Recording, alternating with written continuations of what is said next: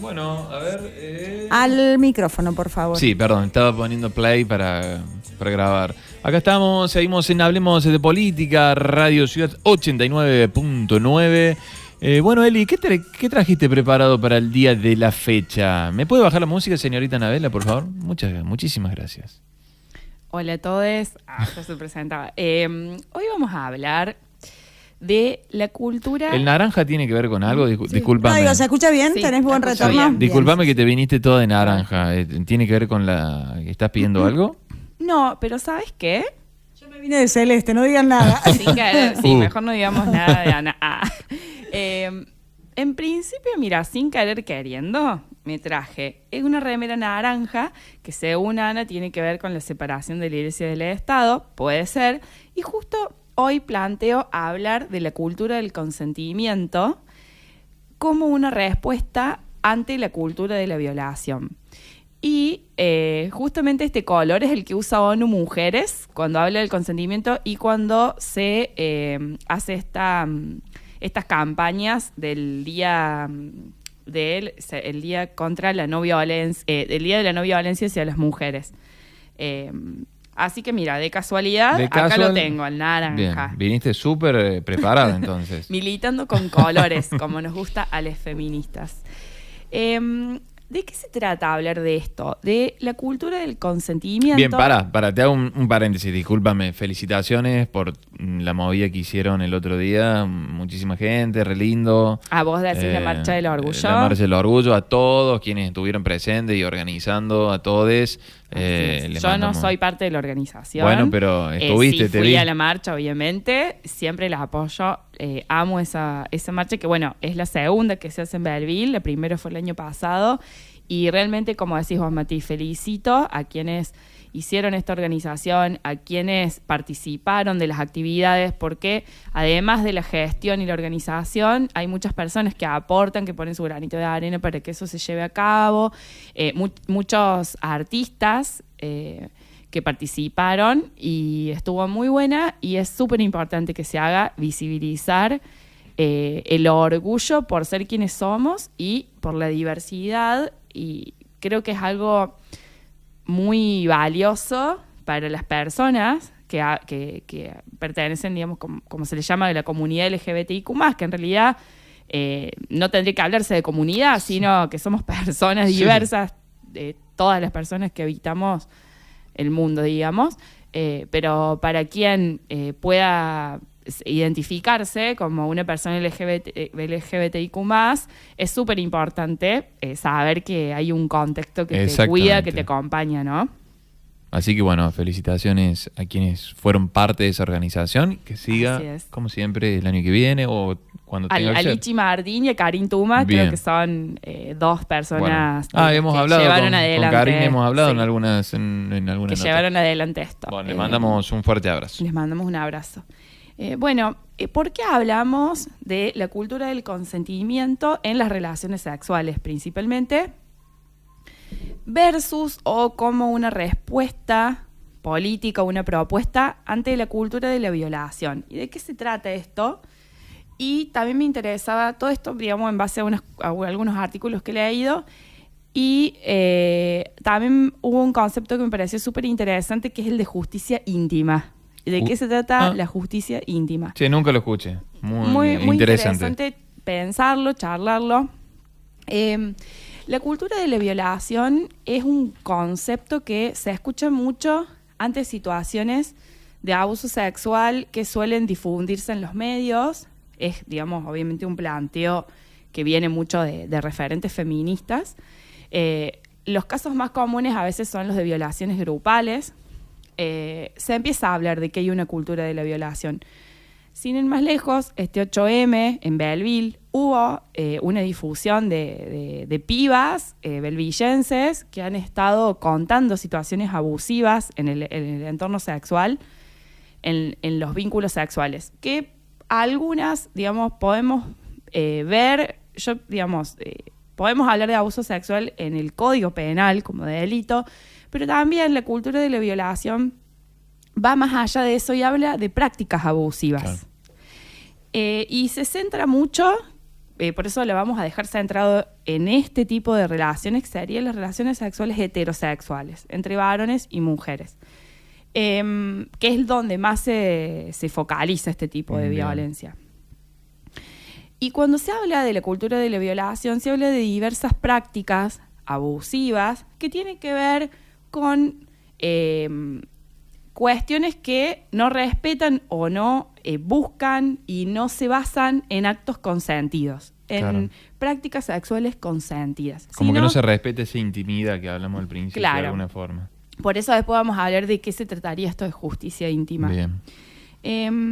Y para empezar, ver estas prácticas sexuales abusivas como una manifestación de poder. Así lo identifican las antropólogas feministas, como Rita Segato, y acá, por ejemplo, una de las antropólogas que me gustó, que está en un artículo, es Susana Rostañol, que dice que la cultura de la violación es una manera de hablar de relaciones patriarcales, porque lo que está implicando es una relación de dominación. Esta antropóloga empieza por decir que los abusos sexuales no son solamente una descarga sexual erótica, ¿no? A ver, quiero ver la parte donde habla de sexualidad y erotismo. No tiene que ver con eso, que es lo que a veces se identifica directamente. Claro. Porque a veces las personas que tienen prácticas abusivas dicen, si yo... Primero justifican a veces, es como una creencia, como que está en el imaginario social, que los hombres necesitan tener sexo por una cuestión biológica, Sí. que no se pueden controlar, Sí. algo instintivo, Eso está infrenable, instalado, ¿no? En el Está muy en el instalado. colectivo social, eso está instalado. Y como los hombres tienen este instinto, esta cuestión infrenable de la necesidad de tener sexo con todas las mujeres o con algunas mujeres, las mujeres tienen que aceptar esa condición de los varones, entonces no se quejen porque es una necesidad biológica. Es una ¿no? construcción, ¿no? Obviamente. Por supuesto. Pero por eso me interesa como marcar a veces lo que se suele escuchar como en el imaginario social. Entonces, ¿qué dice? Ya hay que complejizar esto.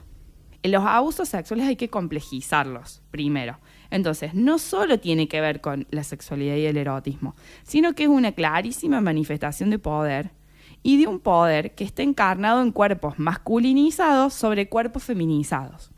Entonces, cuando estamos hablando, digamos, siempre desde una visión feminista, que existe una estructura de dominación, la estructura patriarcal, en donde existe una situación de dominación y asimétrica de poder de varones con respecto a las mujeres, la violencia sexual es una forma de ejercer esta dominación masculina. Entonces, se ejerce a través del dominio del cuerpo de la mujer. Y algo que me parece súper interesante, que es, dice esta antropóloga, que es la manera más extrema de manifestar el poder masculino sobre el femenino. Y acá hace una comparación entre, dice, ¿qué pasa cuando privan de la libertad a una persona? Una persona que está en la cárcel. Está privada de su libertad. Pero el abuso sexual es peor que privar a alguien de la libertad. Es peor que encerrar a alguien tras las rejas. ¿Por qué lo dice? Porque vos, cuando estás encerrado o encerrada, tenés dominio sobre tu cuerpo todavía.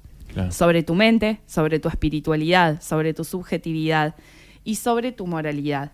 Y el abuso sexual, la violación, avasalla Sí, con todo eso. Sí, sí. Toma el cuerpo deja de por las el piso mujeres. todo eso. Dice, es como una aniquilación. Si te matan, te matan. Pero la violación es como que te quitan tu yo, tu subjetividad. Y vos estás ahí decidiendo algo que no querés, sobre lo cual no podés hacer nada. Y estás totalmente desempoderada. Es un poder absoluto y total sobre la otra persona, dice la Fuerte. antropóloga. Qué importante hablar de estas Sí. cuestiones, Eli, porque hasta no hace muchos años, desde los medios, se decía a la mujer violada o violenta, le preguntaban, ¿cómo estabas vestida? Así es. ¿no? Bueno, una de los planteos que se hacen con respecto a esta cultura, bueno, ¿qué sucede? ¿Por qué hay muchas, bueno, eso lo hemos hablado también en la oportunidad del 8M, porque hay muchas mujeres que si preguntamos entre amigas, entre mujeres, todas han sufrido situaciones abusivas sexualmente. Y esto, bueno, no vamos a decir todas, la mayoría. Sí. O muchas personas. ¿Por qué pasa esto? Porque hay una cultura, por eso se habla de la cultura de la violación, que lo avala. Hay una estructura y lo que cultural, política, histórica que el avala hombre esto. necesita descargar, ¿no? Lo que decíamos recién. Esas creencias, que son las creencias que sostienen las relaciones de dominación patriarcales, son una de las que permiten que estas cosas se lleven a cabo, que muchas veces las mujeres no las denuncian, que no las identifiquen, así como vos decís, se naturalizan, se normalizan. Pensamos que eso es algo que está bien, que era así, es la forma de tener sexo. A veces ni siquiera las mujeres y muchas veces los varones tampoco, ¿no? Porque vamos a incluir esto, de que a veces en el ejercicio de la masculinidad y en el desempeño de tu vida sexual, cuando sos varón tampoco identificas que a veces que lo que haces es abusivo, porque te educaron de esa manera y creciste de esa forma, pensando y sintiendo de esa forma. Es todo un sistema que lo permite y que favorece que se reproduzcan estas prácticas abusivas sexuales. Porque, como vos decís, Mati, está esta creencia de que el cuerpo es así, de que los hombres tienen una necesidad biológica.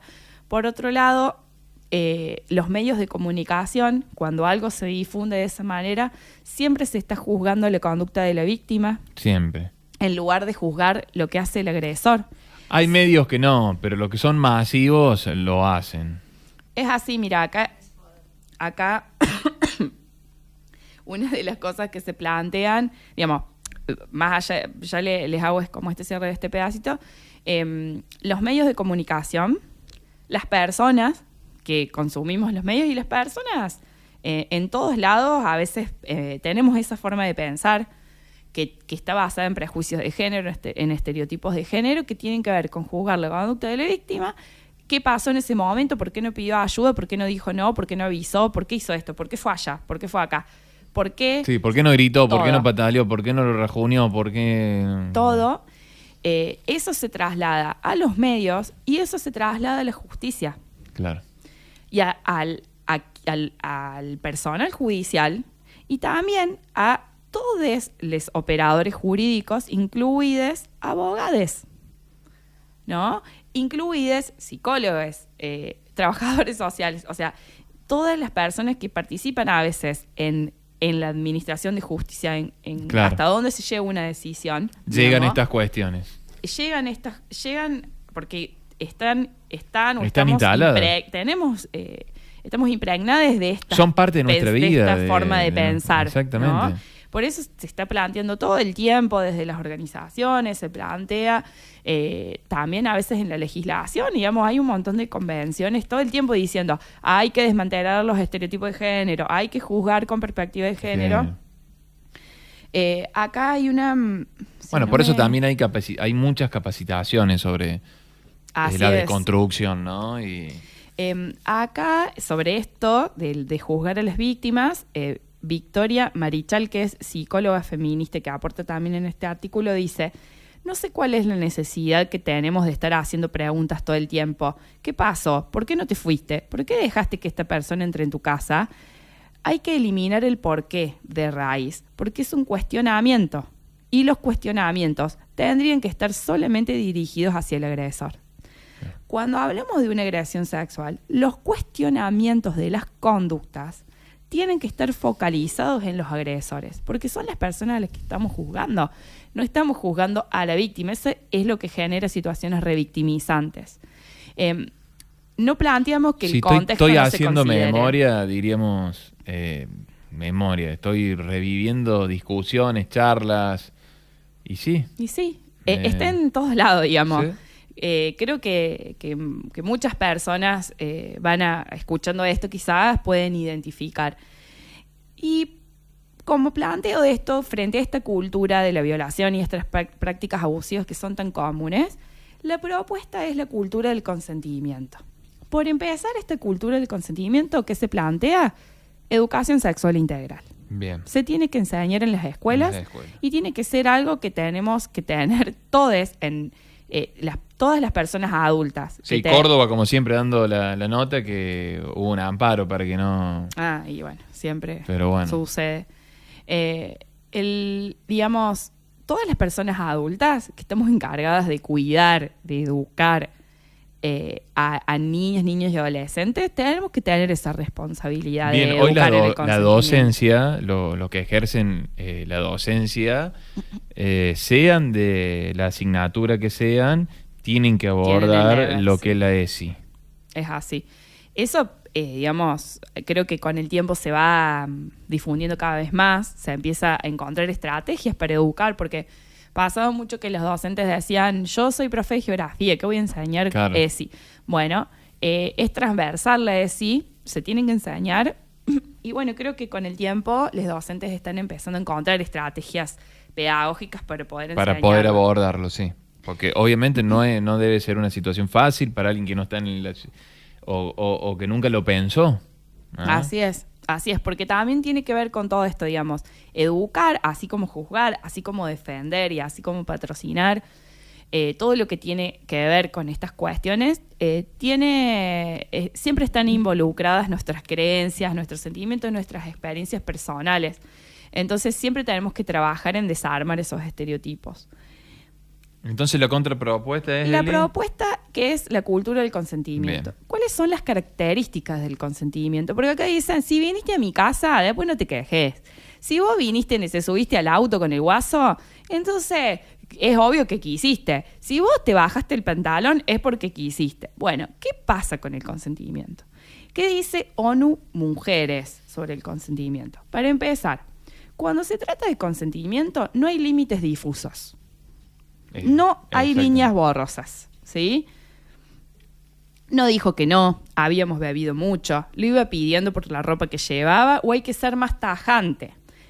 Esas frases no se pueden usar para justificar actos de violencia sexual, ¿sí? Y acá dice, llevar minifalda no es consentimiento, estar bebida no es consentimiento, coquetear no es consentimiento, un quizás no es consentimiento, silencio no es consentimiento, estar inconsciente no es consentimiento y un sí forzado, con presiones, no es consentimiento, ¿sí? Claro. Mirá lo que llegamos, ¿no? Estar inconsciente no es... Y a veces hay que explicarlo, ¿no? Sí. Pareciera. ¿Cómo Sí, tiene que ser el consentimiento? Me sale una risa, pero no es, diríamos. Ay, pero las cosas que se escuchan, yo a veces escucho y digo, por favor. Bueno, justamente tuve algunas conversaciones la semana pasada que me generaron como esta cosa de Recapitular traer un todas poco. estas cuestiones y buscar estos artículos. ¿Cómo tiene que ser? Con convencimiento. En lugar de buscar un no, asegurarse de recibir un sí activo, ¿sí? No, no lo sé, o silencio, no son sinónimo de consentimiento. ¿Mm? Si tu pareja acepta, pero transmite preocupación o inseguridad, no hay consentimiento. Dado libremente, además, tiene que ser. No se debe dar sin presiones el consentimiento. No es correcto engañar, forzar o amenazar a alguien para que diga que sí, ¿sí? Y además, bueno, aclara lo de la inconsciencia, bueno. Sí. Informado además tiene que ser. Solo podés consentir si conoces todos los hechos. Por ejemplo, cuando una persona dice que va a utilizar protección durante toda la relación sexual, pero no lo hace, no hay sexo consensuado. Si yo consiento con vos un acto sexual con preservativo y vos después tenés una Sí, situación te lo sacaste. sin preservativo, no es consentimiento, pasa a ser un abuso sexual, ¿sí? Además, bueno, habla obviamente de la niñez. Sí. Específico tiene que ser el consentimiento.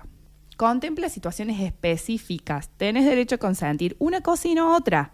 Tenés derecho a consentir que te toquen y no derecho a consentir que te saquen la ropa. Tenés derecho a consentir que, no sé, tener sexo oral y no penetración. O sea, el consentimiento es claro. específico de actos sexuales.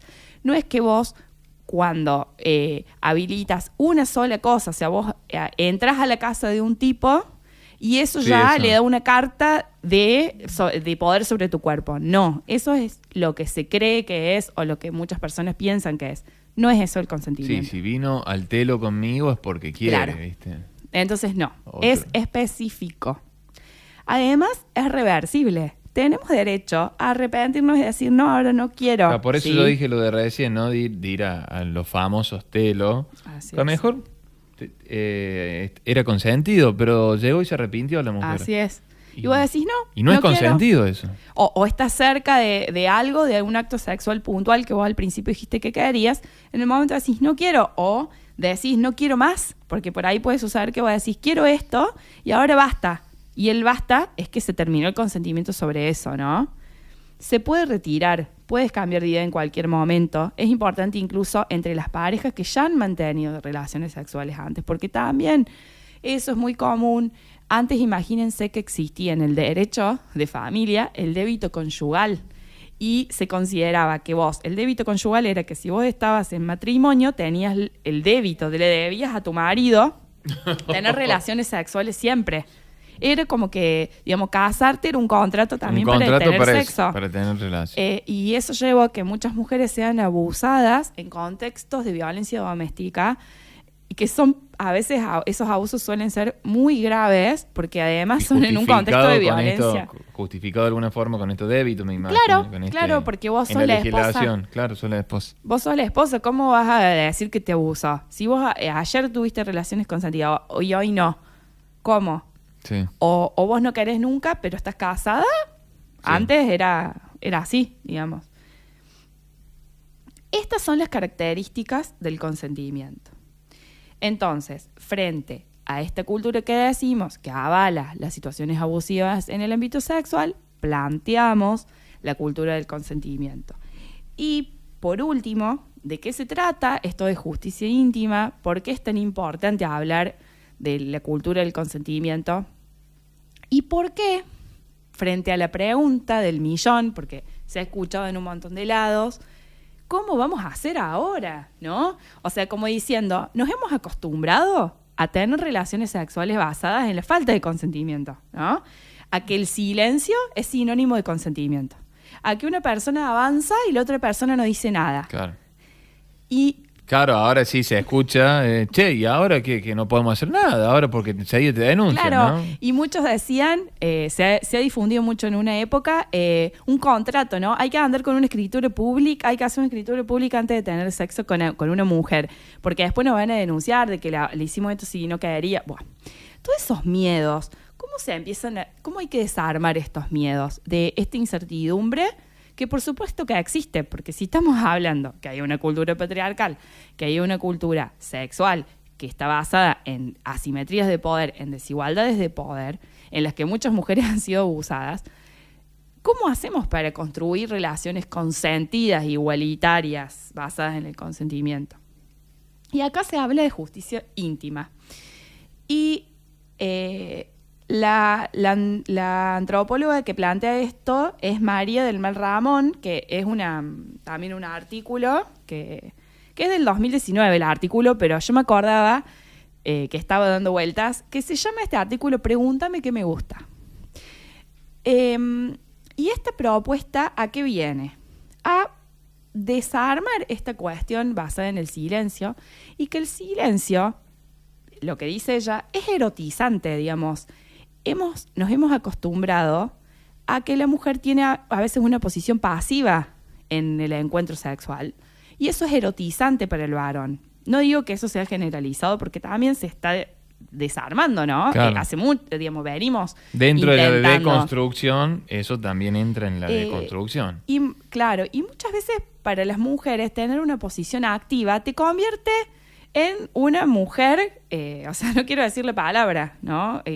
Esta es así sí, porque sí. es libre sexualmente y porque manifiesta su deseo y porque tiene una posición activa sexualmente. Me parece que tener la posición pasiva es ser una mujer que se adapta, una mujer que bien, se adapte ¿no? a los cánones religiosos, espirituales y culturales. Así es, como decimos, tal cual.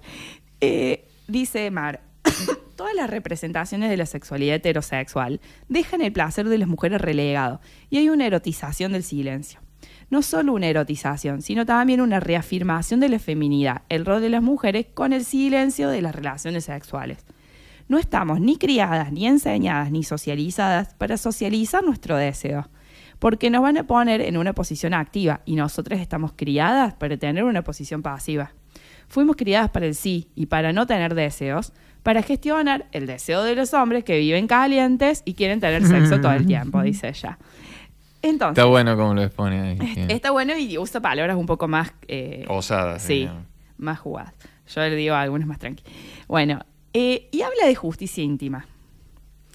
Todas las inequidades que nosotras vivimos en la vida pública tienen expresiones. O sea, ella habla de que las inequidades por cuestiones de género, todas las desigualdades por razones de género que están en todos los ámbitos, tienen una repercusión en la vida íntima.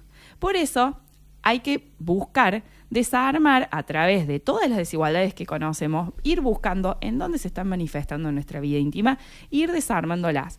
Empezando por socializar nuestro deseo, por buscar nuestro deseo, por identificar qué nos gusta y por intentar comunicarnos. Habla de comunicación y de la erotización del consentimiento. Y que a veces, ¿por qué no pensarlo así? Que erotizar el consentimiento puede ser una buena propuesta para encontrar una forma igualitaria de vincularnos sexualmente, mujeres y varones. Justicia íntima. Justicia íntima. Bueno, Eli, querida, es para profundizarlo esto, ¿no? Así que vamos a Así ir, es. obviamente, vamos a ir hablando de todas estas cuestiones que lo hacemos durante todo el año. Y bueno, Así los es. invitamos a seguir la programación de Radio Ciudad mañana con Una Mañana de Locos con nuestra querida amiga Anabela. Mañana viernes, me imagino. ¿No? ¿No? ¿Qué pasó? ¿Qué pasó? Calmate. Nada, fue una